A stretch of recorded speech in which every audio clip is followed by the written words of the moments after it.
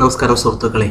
Public service commission നടത്തുന്ന പരീക്ഷകളുടെ ചോദ്യങ്ങളുടെ ഉത്തരങ്ങൾ എങ്ങനെ നമുക്ക് മറക്കാതെ ഓർമ്മിക്കാൻ കഴിയും എന്ന ചില എളുപ്പ വഴികളാണ് ഞാൻ PSC പരീക്ഷാ സഹായി മെമ്മറി ബൂസ്റ്റിംഗിലൂടെ ഇവിടെ നിങ്ങൾക്ക് വേണ്ടി കാഴ്ചവെക്കുന്നത്. ചോദ്യം 1. കേരള സംസ്ഥാനം എന്നാണ് നിലവിൽ വന്നത്? Option A 1 December 1957, option B 1 November 1956, option C 1 November 1954, option D 1 October 1951.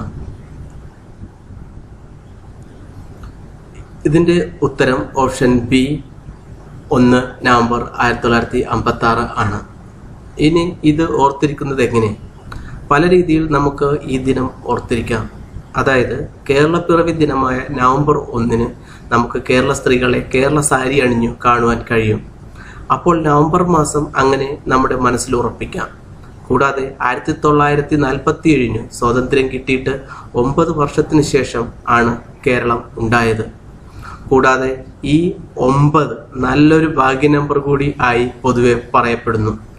അങ്ങനെ കേരള സാരിയും ഭാഗ്യ നമ്പറായ 9 എല്ലാം കൂടി ഒരു ചെയിനായിട്ട് നവംബർ 1 1956 കേരള സംസ്ഥാനം നിലവിൽ വന്നു എന്ന രീതിയിൽ ഇതിൻ്റെ ഉത്തരം നമുക്ക് ഓർമ്മിക്കാൻ കഴിയും. ചോദ്യം 2. കേരളത്തിൽ ഏറ്റവും കൂടുതൽ കാലം മുഖ്യമന്ത്രിയായിരുന്നത് ആരാണ്? Option A K Karunakaran, option B A K Antony, option C Achutha Menon, option D E K Nayanar.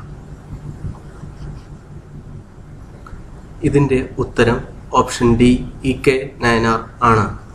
ഇതിൽ 3999 ദിവസം ആണ് നായനാർ ഈ പദവിയിൽ ഇരുന്നത്. തൊട്ടുപുറകിൽ K കരുണാകരൻ 3240 ദിവസവും.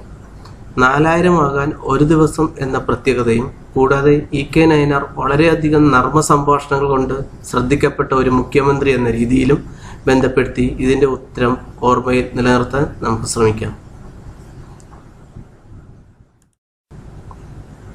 ചോദ്യം 3. ഇന്ത്യയുടെ ഉരുക്കു മനുഷ്യൻ എന്നറിയപ്പെടുന്നത് ആര്? Option A Subhash Chandrabose, option B Bhagat Singh, option C P K Krishna Menon, option D Sardar Vallabhbhai Patel. ഇതിൻ്റെ ഉത്തരം D സർദാർ വല്ലഭായ് പട്ടേൽ ആണ്. ഇന്ത്യൻ സ്വാതന്ത്ര്യ സമരത്തിൽ ഗാന്ധിജിയുടെ കൂടെ അമരത്ത് ഉണ്ടായിരുന്നവരിൽ ഒരാളാണ് പട്ടേൽ. സ്വാതന്ത്ര്യത്തിന് ശേഷം ഇന്ത്യൻ യൂണിയനിൽ ചേരാതിരുന്ന നാട്ടുരാജ്യങ്ങളെ ഒരുക്കുമുഷ്ടി പ്രയോഗിച്ചു സർദാർ വല്ലഭായ് പട്ടേലാണ് ഇന്ത്യൻ യൂണിയനിൽ ലയിപ്പിച്ചത്. ഇന്ത്യൻ സ്വാതന്ത്ര്യ സമരത്തെക്കുറിച്ച് പഠിക്കുമ്പോൾ ഗാന്ധിജിക്കൊപ്പം നിറഞ്ഞു നിൽക്കുന്ന വ്യക്തിത്വം സർദാർ വല്ലഭായ് പട്ടേലിൻ്റെ ആണ്. സുഹൃത്തുക്കളെ, നിങ്ങൾ ഇത് നിങ്ങളുടെ എല്ലാ സുഹൃത്തുക്കൾക്കും ഷെയർ ചെയ്യുക. അപ്പോൾ അടുത്ത ഭാഗത്തിൽ കാണുന്നതുവരെ എല്ലാവർക്കും എൻ്റെ നമസ്കാരം.